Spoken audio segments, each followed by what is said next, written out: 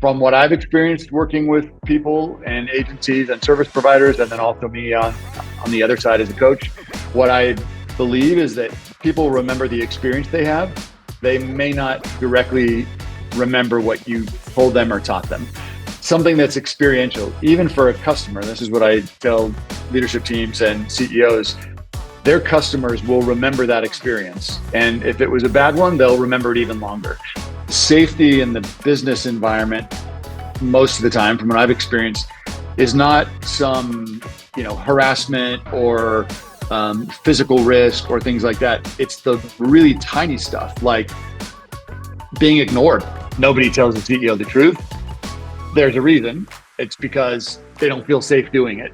And so I work really hard with the team, first with the CEO, to create a culture where people do feel safe, confront each other or have conflict, because it starts with the CEO. And then the teams have to really work hard constantly to continue to build that trust.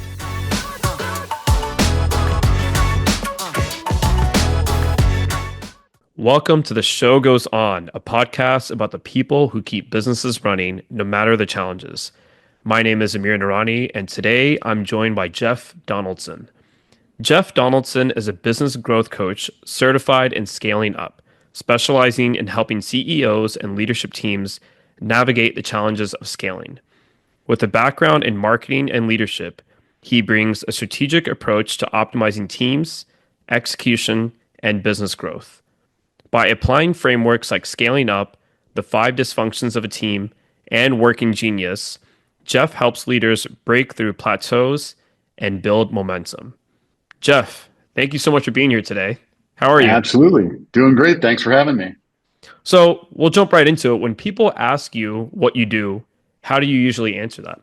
I like to say that just like an athletic coach, I have a lot of experience and interactions at different levels of companies and different stages of companies that I can bring to a CEO or to a leadership team and teach them some of those things that can help them achieve whatever goal they have. So we use athletics a lot as an analogy because just like a football team having a goal of the Super Bowl, or an individual athlete might having a goal of like the Olympics, having somebody coach you who can see your potential, who can see the obstacles before you get there. That's what I do day in and day out. That's awesome. Yeah, I've heard those things before where it talks almost about how maybe a business or like a team that you work on for work isn't necessarily your family, but it's more like a sports team, right? Mm-hmm. Yeah. There's no difference. I think actually a business is harder than a sports team. It brings in so many, I would say, invisible skills. Whereas when you're an athlete, you have a physical skill usually that's pretty obvious. And the thing that I see, the similarity is that having the measurements, the KPIs, so it might be speed as an athlete or, literally a score. But for employees, typically there isn't a metric. It's just kind of like, are they working hard? Are they cool? Are they nice? Mm-hmm. And that can be dangerous. That's what a lot of times causes the chaos. As things just speed up and start growing, then those are the things that are really hard to keep control of because they're just subjective. So, but yeah, it's there are a lot of similarities between being an athlete, having the right mindset. A lot of the most successful athletes and teams talk about mindset and mindfulness and a lot of those things too. For sure. So take me back. How did this all start for you? How did you decide to get into this world? Well, the last couple of decades are all marketing, consumer marketing, and I'm fascinated by just the psychology and behavior, purchase behavior, things like that. And so, marketing for me has always been just I've enjoyed it. In the last handful of years, what I started seeing was that a lot of CEOs had been struggling, especially coming out of COVID, even before COVID, but coming out of COVID with the world completely looking different, and especially consumers, not only just consumer brand, but even B2B. People are buying differently. They're thinking differently. They're buying differently.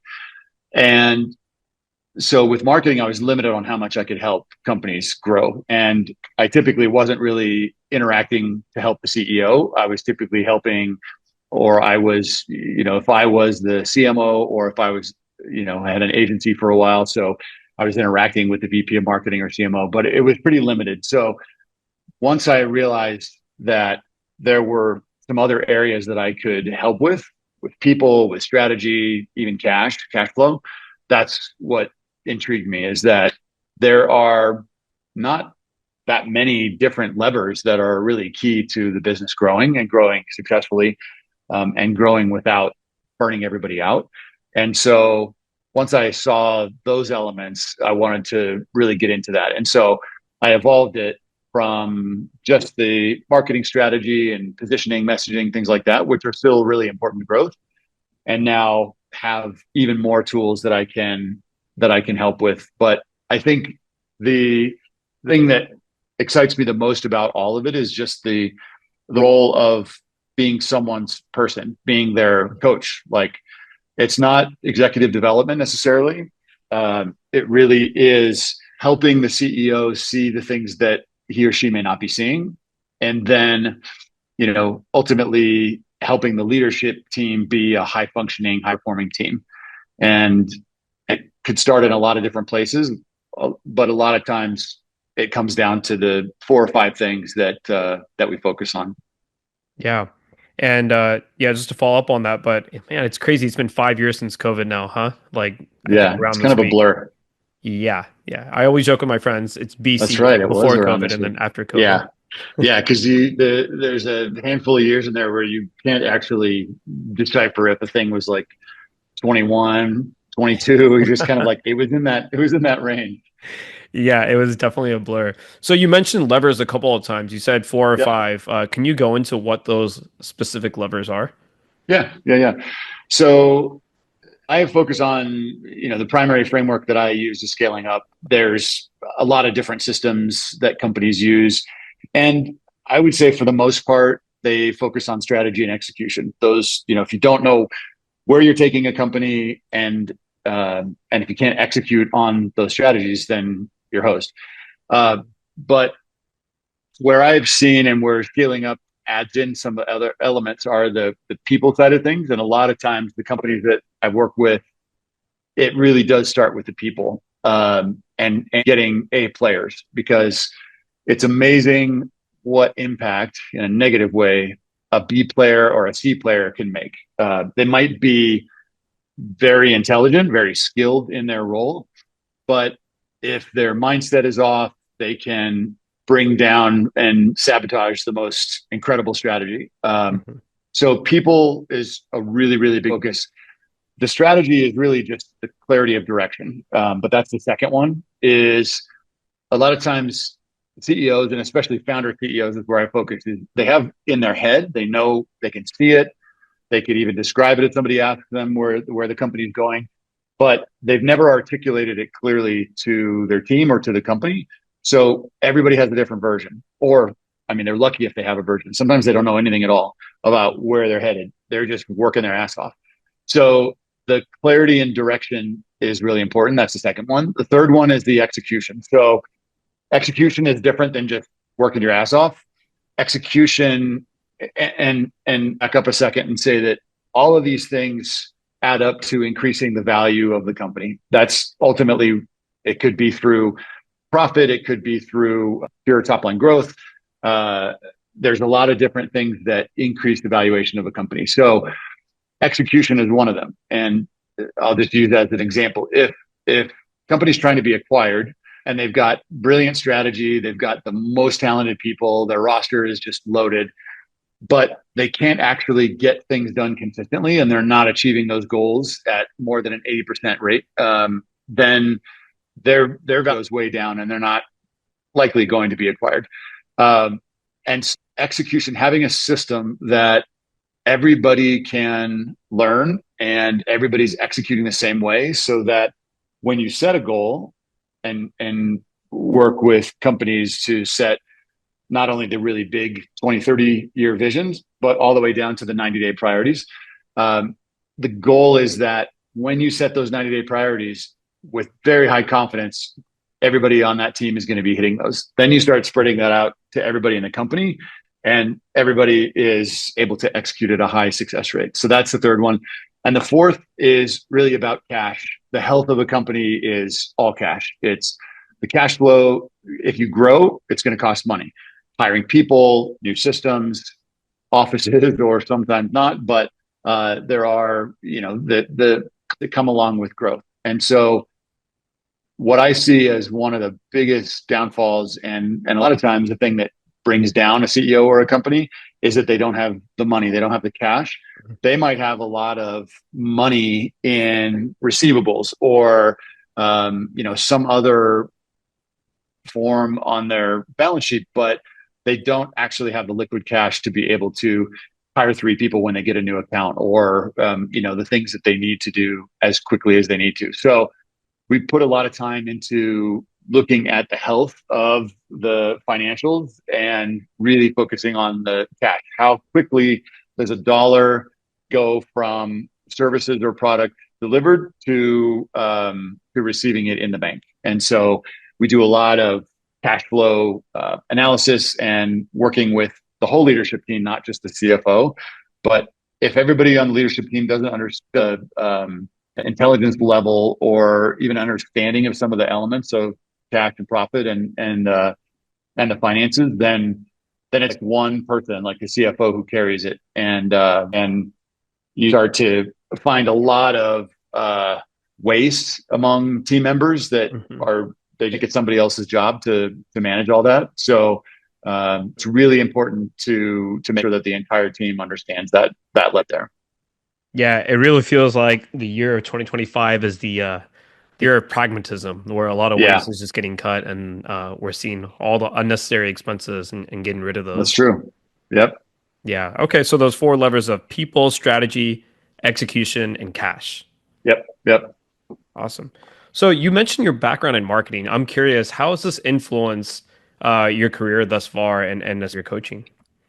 I would say that the side of it is, I think every company, even if they don't call it marketing, that's we're all doing. We're even doing it individually. We have a persona, we have a story, we have a message, we position ourselves a certain way or the company a certain way.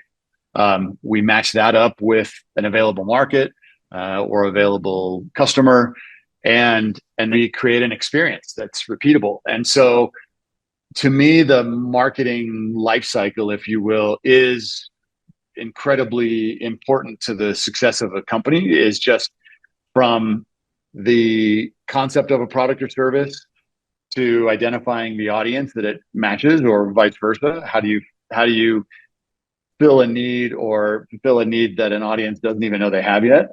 And what is that ongoing experience? How long do they stay loyal to you? How do you increase the lifetime value of that audience? So learning all of those first at a corporate level. So I was at Coors Brewing Company for a long time in the marketing team. I went to Crocs during the trend when it first became the first ugly shoe, and being able to see brands like that where it was a love-hate thing. There were consumers that had the brand tattooed on them, and then there were consumers that absolutely despised it. And our job was to understand both sides, both audiences, to figure out why on both.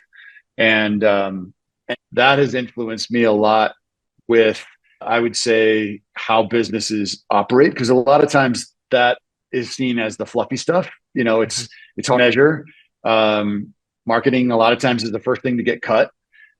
And I think over the decades, it kind of just became storytelling and creative, fancy, and TV commercials, all that kind of stuff. And so it got a bad rap because it wasn't easy to measure, and you couldn't really tell if it was working or not.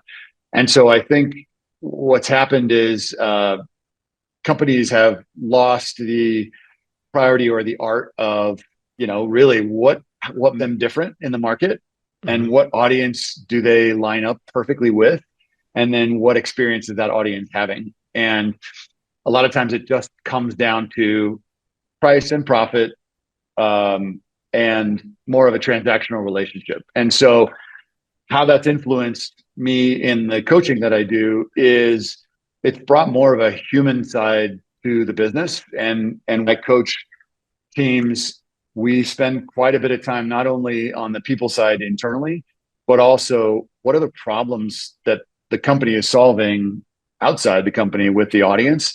And so bringing that human side back into it not only keeps employees really engaged, but it takes it beyond just numbers. And ultimately, it makes it more profitable, keeping a customer longer, selling them more items or services is always going to be easier than trying to acquire a new audience, a new customer. And so, yeah, so I think it's really influenced the human side of business for me. That's the part that I really gravitate to and I love.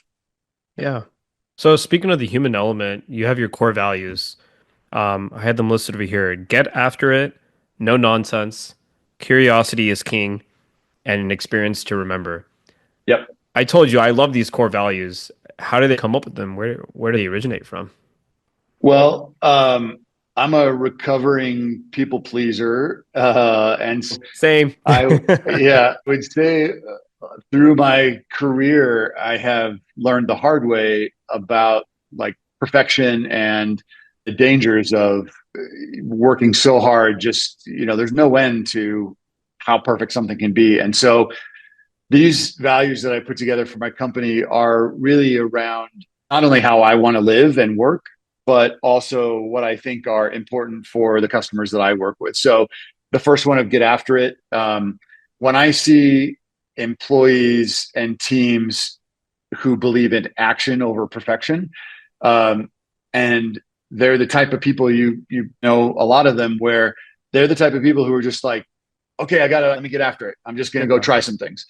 And instead of the ruminating of like, well, let's see, the last time it didn't work and told me this before. And so I think as I've gotten older, I just have no patience for that. I used to be that. I used to ask lots of questions but it wasn't out of curiosity. It was out of like, it's not going to be perfect. So why are we doing it? And Yeah. so getting after it is, for me, is something that I think is valuable for my clients to receive. They know that I'm going to be hustling for them for their benefit, and a really important element of it. The no nonsense stuff, again, I think as I've gotten older, I just don't have patience for much of the BS. And so I like to say that I don't do fluff. And this process works, the growth process, not just the one that I teach, but a lot of them. And so if you trust it and we don't add a lot of layers of junk to it, then it's, like you said, it's practical, it's pragmatic, it's a lot of transparency. There's a lot that then drives a lot of trust. And then teams that have trust are much more high performing teams than those that don't. So for me, transparency and no nonsense is really important. Curiosity is king. I've got teenage kids and they ask a ton of questions. They always have.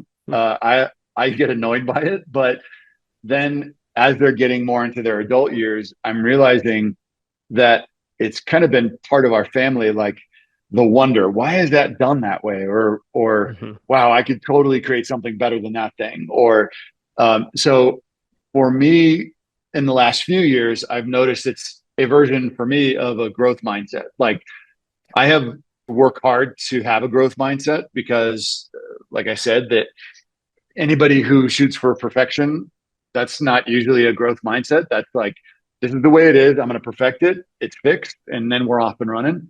But curiosity for me is a kind of tangential piece to having a growth mindset. If you are curious about a person, like asking questions or having a podcast, then the amount of information you are getting individually from the people you're talking to, you are learning and growing. Even if you don't realize it, you will probably apply a lot of the things that you learn in your podcast. And so now I really drive that with teams that I work with is, we do a lot of exercises to allow them to be curious about each other. And even though like I've got a a company I work with, it's an ad agency I work with. I would say of the people on the leadership team, except for one of them, she's worked there maybe 6 years. The rest have worked together for more than 10 years in that same company. And yet, when we first started working together, we did some exercises so that they could learn some more things about each other because they didn't know a lot. Um, and it was fascinating to see how people lit up, not only learning something new about somebody, but the person who was being learned about was just excited to be sharing something that was totally different. And they couldn't believe that people didn't know that about them after decades of working together. So for me, the curiosity is, it ends up allowing somebody to kind of challenge the status quo, which is ultimately my theme. And then I would say an experience to remember, from what I've experienced working with people and agencies and service providers, and then also me on the other side as a coach, what I believe is that people remember the experience they have. They may not directly remember what you told them or taught them. And it's the best, advice I ever got, because something that's experiential, even for a customer, this is what I tell leadership teams and CEOs, their customers will remember that experience. And if it was a bad one, they'll remember it even longer. Mm-hmm. And so I aim to make things personal for my clients, like not only learning things about them and the way they operate. That's why I use a lot of tools like Working Genius. We know on everybody on the leadership team what their specialty is, what their genius area is, what their frustration area is, because if we don't know that level about somebody, then it's hard for me to not just cookie cutter, put a system on them and force it in there. So I try to make things very personal, and customized by company, by person. And that for me that's how I'd want to be coached. And so that experience, an experience to remember for me is really, really important. Yeah. You talked a little bit about trust, and I'm curious, you worked with so many companies and teams. How do you get teams to build trust? It's a loaded question. I know. It's the hardest thing to do. There's a lot of different ways. I would say the primary ones. Well, let me start with when there isn't trust, because when there isn't trust on a team, it usually means that there isn't any vulnerability. Mm-hmm. So people don't feel safe to share, to ask questions, to be curious. And so the team shuts down, doesn't challenge each other or question each other on things that might not be the best route of action. And so that's typically where I start is people first, they have to feel safe. They have to feel safe among each other.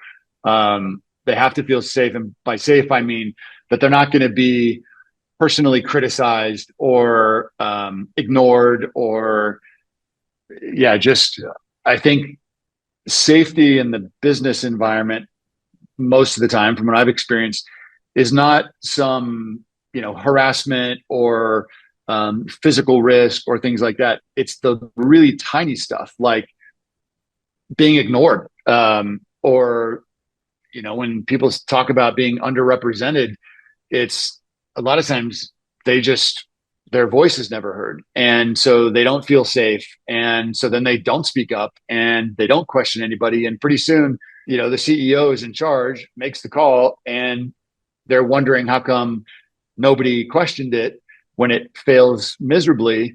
And it's because nobody trusted each other to speak up or have any kind of confrontation. And so when we're working with teams, the first thing we start with is trust. And that's where the 5 dysfunctions of a team, Patrick Lencioni, it's a great book. It's a great system. And really it's about getting past vulnerability so that you can challenge each other in a healthy way and have conflict. And it's not, it's safe conflict, it's productive conflict. But then once you have conflict, then you can get to results, because that means if I have an idea or I want to take the company in a certain direction, I know that everybody on the team is thinking of it critically. I'm not going to take it personally if they push back, and people will speak up. And then you end up with the best ideas the best execution, Yeah. and the best strategies. Otherwise, when there's no trust, and people wonder why, they call it the CEO syndrome. Like nobody tells the CEO the truth. There's a reason. It's because they don't feel safe doing it. And so I work really hard with the team, first with the CEO, to create a culture where people do feel safe to confront each other or have conflict, because it starts with the CEO. It can start with the CEO. And then the teams have to really work hard constantly to continue to build that trust. Yeah, and I love how within your core values, there's almost like a balance to that, right? So curiosity is king. Asking questions, being able to have that trust with one another and point things out and ask why are things done the way that they are, but then also get after it, right? In the name of execution, like let's Just get try things it. done. Yep. What's Yeah. And I know personally, you probably do too. Like that is a scary proposition to be criticized, mhm, like, I yeah, mean, we hear it as criticism, but it's actually not. It's trying to get to the best solution, the best idea. And so for years, I mean, that type of pushback for me, managing people, I was petrified of it. I mhm, was, that to me, an argument or any kind of conflict, like that meant I was failing.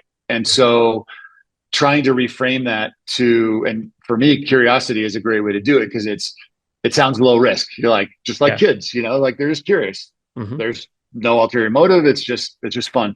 And so instead of, in the startup world and the things like fail fast, all that kind of stuff, I'm like, no, I can't. I absolutely cannot. But I will be open minded and curious and these other things, which, yeah, I'm not going to win all the time. But I think the way we teach entrepreneurs about this, about being vulnerable and failure and that kind of stuff, it's adding to the mental health crisis among entrepreneurs because hmm, everybody is so just petrified that they're going to make the wrong step. They're going to take the wrong step and no one's going to tell them that they're doing it until afterwards. And so that is a lot of the reason why I got into this business as well, is really seeing this absolute sad environment of mental health, especially among men entrepreneurs who don't really have the skills or the tools to express any of their emotion or fears or any of that kind of stuff. And it's not really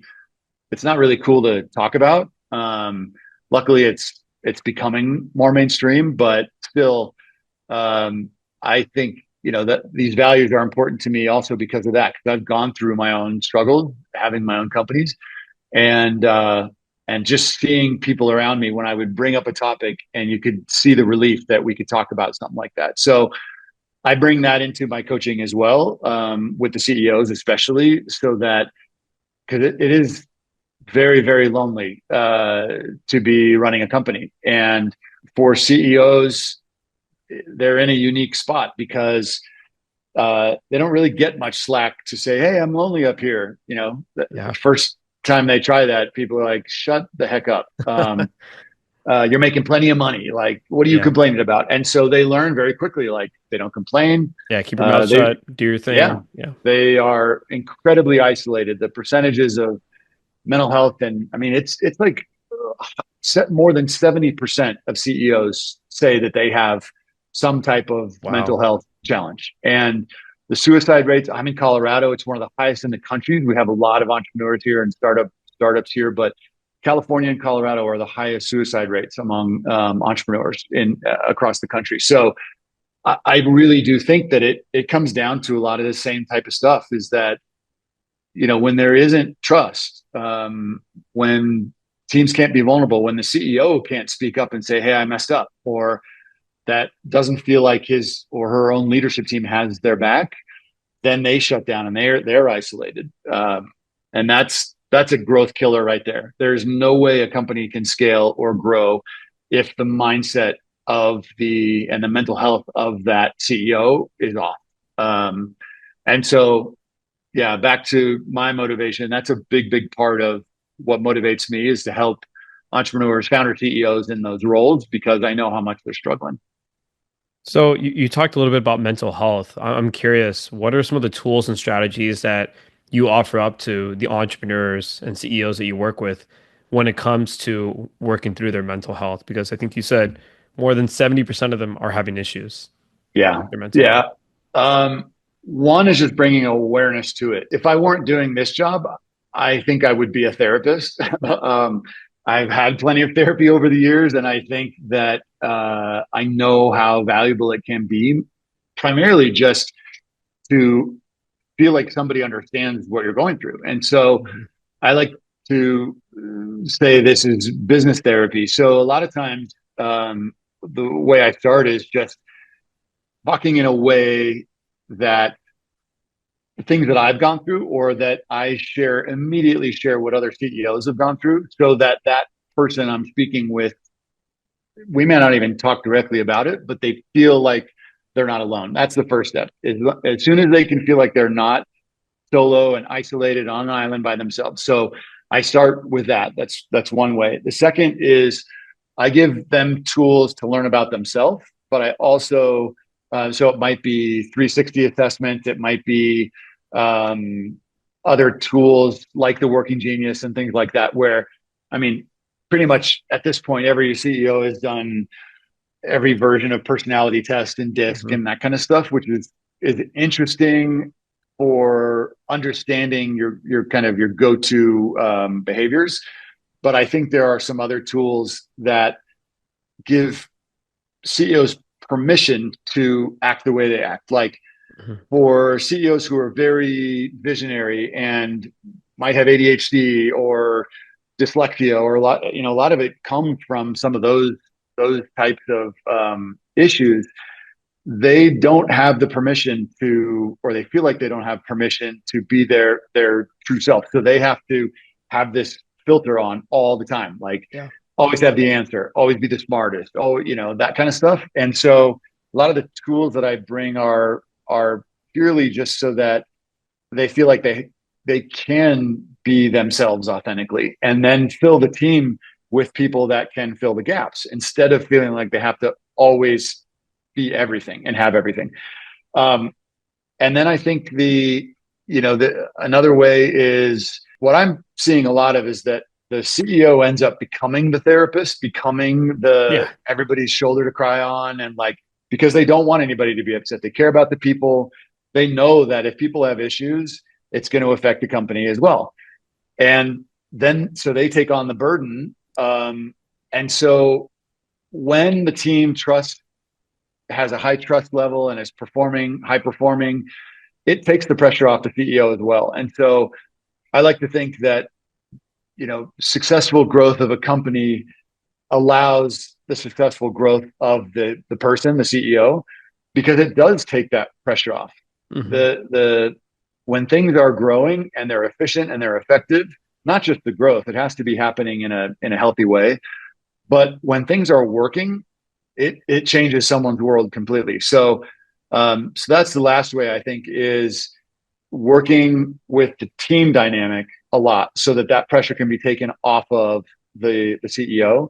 And then the last thing I'm doing is I do some group coaching. So kind of like YPO style, peer to peer coaching, small groups of CEOs. And that is by far my favorite. It is a way for them to learn from each other, but first and foremost, within the first hour or two, they just kind of shed the stress, of Hmm. being alone, that nobody understands them, that their situation must be personal and unique to them, and it's not. And so, the last thing I try to do is get CEOs in peer groups, whether it's mine or anything else. When they are isolated, it can be dangerous, and so having them be in EO or YPO or any kind of group like that, among others that are kind of at their same level, I think is incredibly important. Yeah, I saw that. You have something on your website about forums, right? Is that, Yep. yeah. Yeah. So I was an EO for a long time, and it was incredible. And it wasn't necessarily because of all the networking and that kind of the community of it. It Hmm. was the small forum groups. There were 8 of us. We were together for years, And in fact, a lot of us, even though none of us are still of the 8 of us, we're not an EO anymore, but we're all tight because we understood each other. The vulnerability was at an incredible level. And so I took some of those pieces and some from, and even plugged in some scaling up elements to it. So it's kind of the forum groups that I've got are kind of a combination of, growth tools, learning some things, learning about how to build player teams, and then also some self-discovery elements. But primarily it's to give room to the CEOs to learn from each other, and not me in there trying to coach and teach, but leaving room for them to just hear from each other and help each other. Yeah, for sure. I've been an EO for 6 years, and Forum has been a game changer for me. And I really do think Yeah. it starts at the top. If the Yeah. founder has strong mental health, they're able to talk out their issues. They don't feel as lonely. Um, that filters down to the team. Then the team's able to build more trust. And Yeah. when you're building more trust, 1+1 = 3. Everyone has a voice, and you're able to just get more things done, more perspectives. Yeah. I have a team right now. In fact, tomorrow I'm with them all day, Hmm. a quarterly offsite. And it's amazing to see the transformation over 6 months of, people on the leadership team are sending me messages like, I can't wait, because I don't tell them what we're gonna cover or go through. And from the first day, which everybody was, suspicious and like, what is this thing? And why are we doing this? And we're already busy, to now where some of them are like, they know it's going to be challenging, but they know they're going to learn and grow, and maybe there'll be a little bit of conflict. And so to see people change like that, to be that curious, even though it's scary, it's incredible. So that's the ideal scenario, is that a leadership team has people on it that can't wait to learn, can't wait to help each other learn. It completely changes the dynamic. And I've watched the CEO of this team just with his eyes like, what the hell is happening? Like that. And so it's not without challenges, but to see some of those transformations when people get this kind of environment to be able to try stuff, and build that trust up, I think it's pretty special. Yeah, that's an awesome feeling as a leader and even as a coach, when you start to see a team start to really come together and start gelling and trusting one another. Yeah. Yeah. Yeah. It's pretty cool. Yeah. So you mentioned Colorado. You spent a lot of time there. I'm assuming you're from there. So Colorado's transformed a lot and it's become more of an entrepreneur scene. What have you noticed about Colorado and everything that's changed? So I've been here 25 years. I'm in Boulder, and the scene has changed from, I'd say, decades at a time, with or without COVID. COVID kind of accelerated some of the change, Hmm. but I think it went from, the Bradfeld type ecosystem of density, dense enough that you could have a startup idea and actually run with it that day and find the resources you needed and the people who were excited to jump in. And I think now the the density is different. People are more remote. They're more spread out. We have to work harder to connect with each other.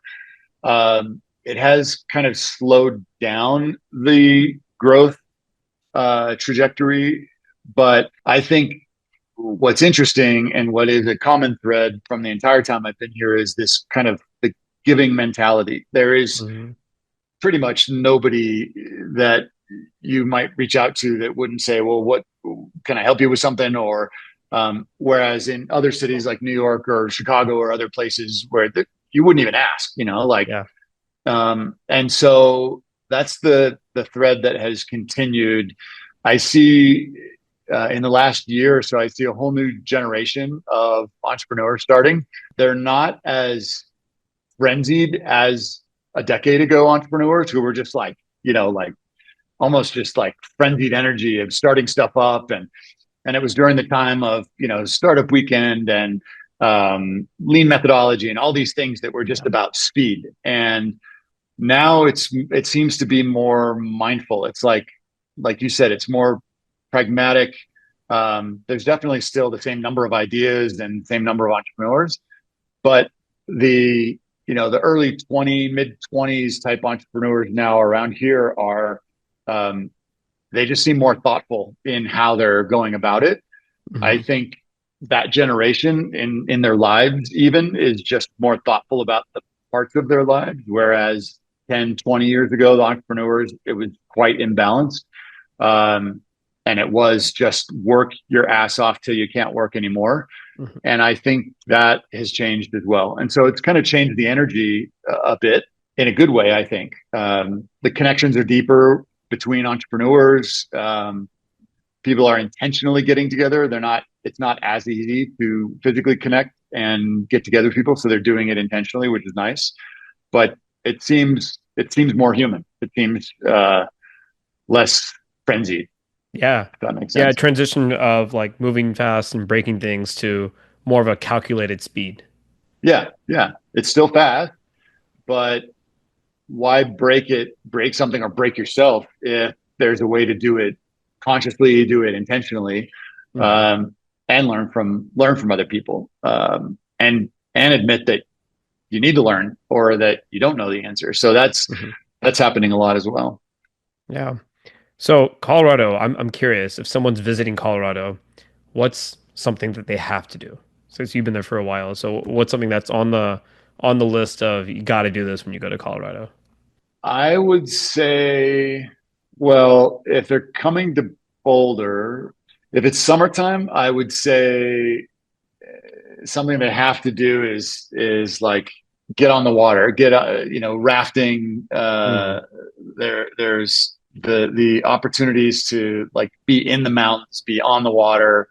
It's incredible, and it's perfect for entrepreneurs, and the fear of it, the excitement of it, the unknown. Sometimes I've gone many times. I've been thrown out of the boat many times. Like it's kind of Wow. like growing a business, and and we have so many places where you can do that. So that's one I would say.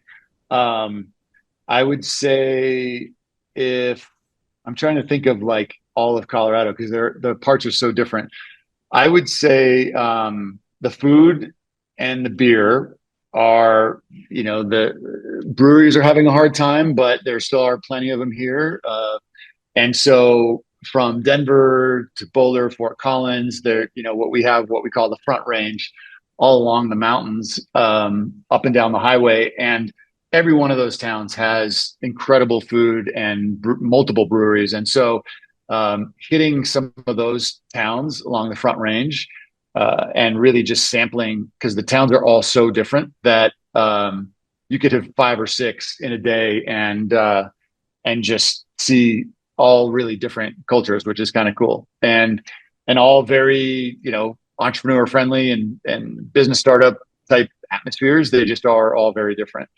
Yeah, I think we have on the water side, and this is summer or winter, cold plunge in some of the Oh, creeks nice. and rivers that we have. Yeah. There's a group of us. You'll see people in the water all the time doing cold plunge instead of like having their own bathtubs. Um, but because it's running straight from the mountains and it stays at a certain temperature, usually even when there's ice on top, it's perfect for doing some of the Wim Hof method in the water. So I'd say that would be a good one as well, is to try that out. Yeah. Cold plunge is all the rage nowadays. I keep hearing about it and I'm thinking, man, I gotta buy one of those now. Like one of those little tubs and Yeah, just do it at home. a lot of people just get into the cold water, Hmm. and I think that's torture when you go from a nice warm environment and you just get in and you actually try to stay in. But the breath work, the mindfulness before getting into it is actually part of it. And so, Wim Hof and a few others that teach different methodologies of it. It really is about breathing and oxygen and the way your mind is before you get into the water, and Hmm. and Okay. that changes everything. And so, but the physical, you haven't ever done it? So we had an EO event a couple weeks ago. I couldn't go, but this guy came and he did the whole Wim Hof method, and That's then they awesome. ended it with a cold plunge. So as you're talking Oh, about cool. this, I didn't know that you're supposed to do Wim Hof before cold plunge to get like the best effects. I'm assuming. Yeah, he learned it from, diving under the frozen, under the ice and being underwater. But really, what he specialized in is pushing oxygen to your brain and really changing your mindset. Mhm. I was One of my roles in marketing was at a small beverage company here in Boulder, and we worked with the North Face on some marketing, and so we attended their their sponsored athlete summit that they have once a year, and it was pre-COVID. Let me just say that sometime probably around 2018, BC, 17, yeah. 18, yeah, and they brought in Wim Hof to teach 150 pro athletes about this way of meditation, breath work, and then ended with he had 12 inflatable pools of ice, and everybody got in, Wow. and there's a whole system to it. And when you do that, and he doesn't have the only one, but when you do that, I think it's a really interesting um, reminder of the mind body connection, and that is important in running a business or growing a business as well. Is that mind body connection is it can make or break a whole company, and when the Totally. CEO isn't aware of that connection. And so the cold plunge and what goes with it, I think that mindfulness and that breath work is a really cool combination of being able to see how it affects both sides. Yeah, for sure. I got to check it out. I keep hearing about it. Um, okay, so scenario for you, right? You have a lot of CEOs and entrepreneurs um, who sometimes may have an inflated sense of ego. Maybe they do Wim Hof and they do the cold plunges and they work out all the time. And they say, well, I don't really need a coach. Like I can manage my own life. Um, why is it important for any leader, any CEO to have a coach or to have their team coached? I would say, and I'm not talking bad of any CEO that would say that, but whenever I hear that, I personally don't believe one person can have all the answers. I certainly don't. I don't Mhm. think when I hear a CEO say, "I don't need X, Y, or Z," especially "I don't need a coach," to me that sounds like I already know everything. I know what I have to do, and what I like to say is we all know how to lose weight. We all know how to gain muscle. We all know the knowledge, but actually doing it is sometimes impossible. And so that's where the application of knowledge comes in, and having a coach hold you accountable and point out roadblocks so it helps with speed of growth. There is no doubt that most CEOs can grow a company.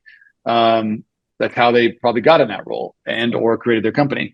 It's the speed and the size of the growth that, and if a CEO doesn't want that, then they may not need a coach. I just had a conversation with a CEO and his COO, and they had two totally different views on they when I before getting in a meeting with both of them, they both talked about growth. But then when we got together, the three of us, it dawned on me that they were talking different kinds of growth. And so the COO was saying, "We don't need a coach. We can do this." And the CEO was saying, "We need a coach." And then it dawned on me is because if you want to grow, but speed and size aren't critical to you, that you just want to keep growing, then you probably can figure it out on your own or get some of these tools and implement them yourself, or not have all A players and still get through. If you want to not even scale but just grow quickly and sustainably, then having somebody point out the pitfalls before you land in them, or use the best practices that other companies have used, hundreds of thousands of companies have used. Forget the coach. The coach happens to bring those things to the table, but it helps with that speed and that scale. I would say it's not a matter of whether a coach is right for that person. I think it's a matter of what that person wants. What's the outcome? What's the experience they want to have? Do they want to enjoy the ride? Do they want to, so I think that there are plenty of smart CEOs.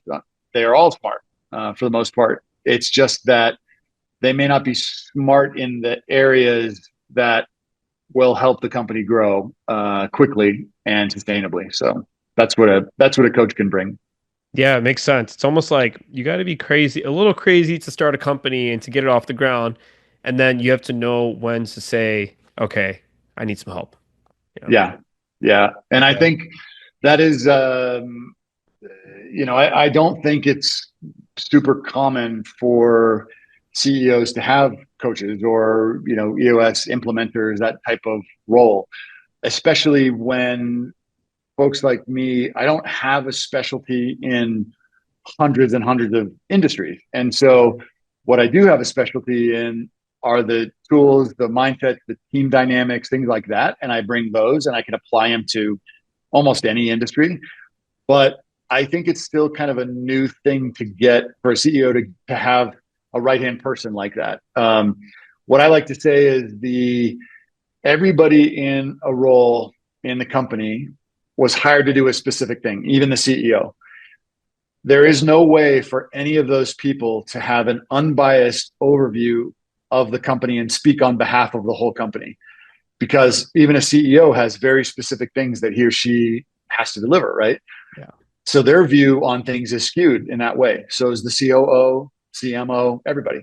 I'm the only person that has the ability to speak on behalf of the company and the company's health and what's killing it or making it sick, because I don't have a specific function. Does that make sense? Makes total And sense. Yeah. so getting a coach or somebody to be in that role is so valuable, to have at least one person.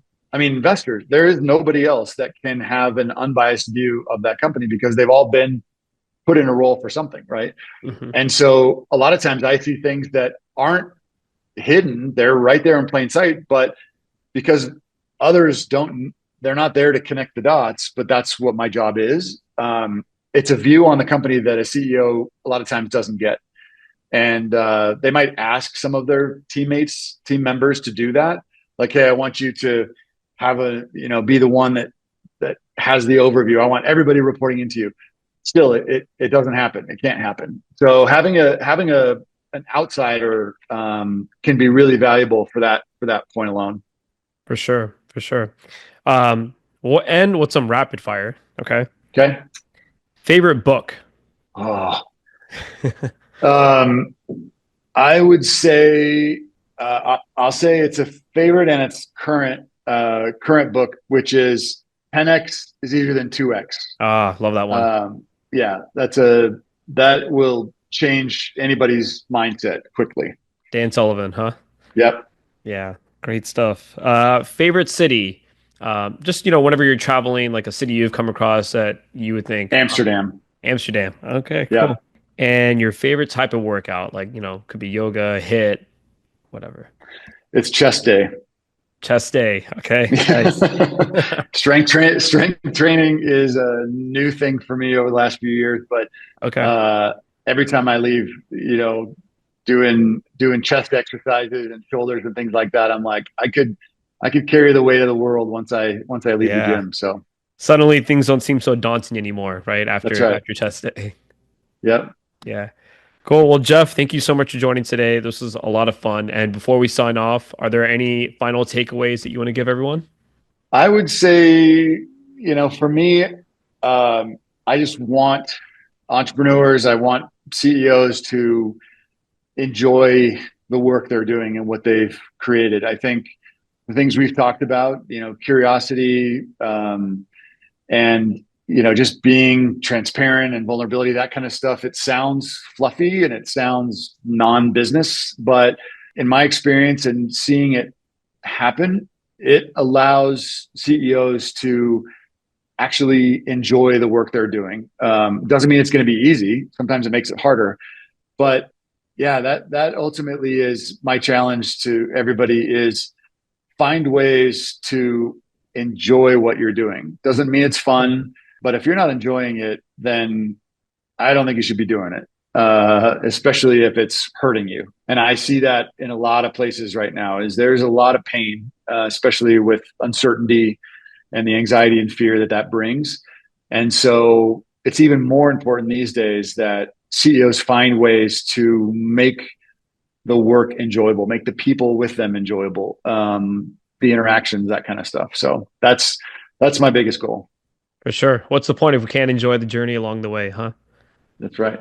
Yeah. And where can we find you online? LinkedIn's probably the easiest, but also my site, jeffdonaldson.net.